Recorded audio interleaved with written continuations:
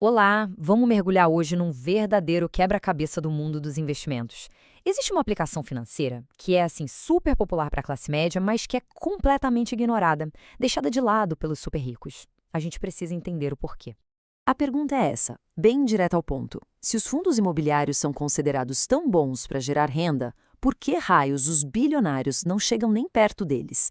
Será que eles sabem de alguma coisa que a maioria de nós não sabe, ou a lógica por trás disso é outra? É exatamente isso que a gente vai desvendar agora. Bom, vamos lá. O primeiro motivo é uma questão puramente matemática, de escala.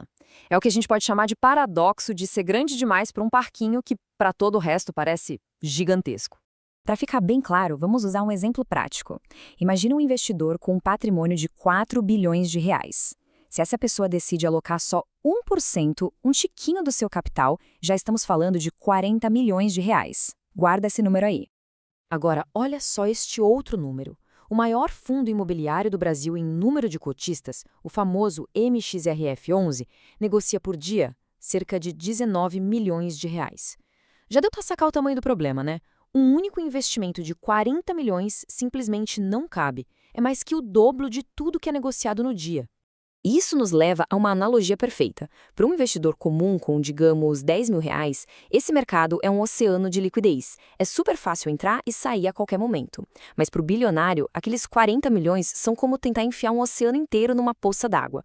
Se ele tenta comprar, o preço dispara. Se ele tenta vender, o preço desaba. Ele acaba ficando preso pelo próprio tamanho do seu capital. Ok, essa questão do tamanho e da liquidez ficou clara. Mas e se não fosse um problema? Vamos supor que desse para investir. Mesmo assim, os bilionários muito provavelmente ficariam de fora. E é aqui que a gente entra no segundo grande motivo, que tem tudo a ver com o objetivo do dinheiro. São dois jogos completamente diferentes. Pensa bem, os fundos imobiliários são, na sua essência, uma máquina de gerar renda.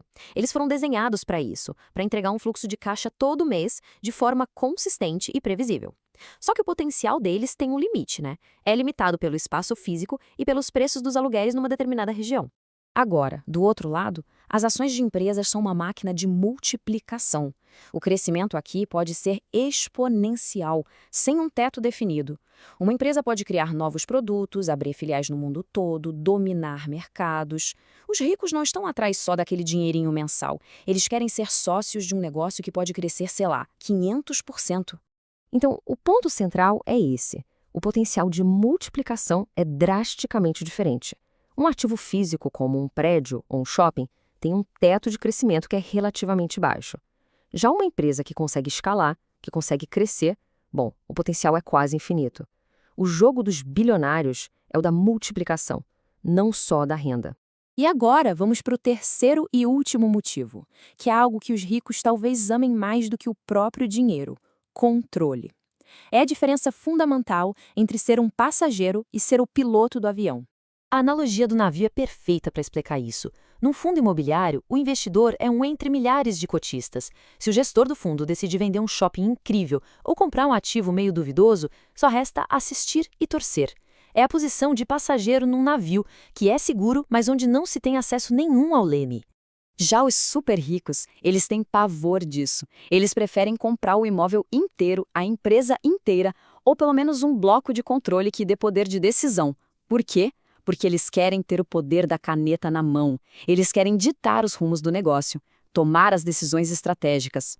Bom, até aqui parece que os fundos imobiliários têm várias desvantagens bem claras, pelo menos na ótica de um bilionário.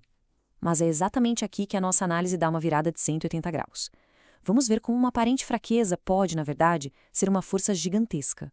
Com tudo isso, surge uma pergunta bem natural. Se os bilionários evitam esses fundos por todas essas razões, quer dizer que é um erro o investidor comum colocar dinheiro neles?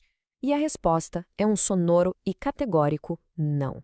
E aqui está o pulo do gato, a grande sacada. Cada um daqueles problemas para um bilionário se transforma numa vantagem gigantesca para o investidor pessoa física.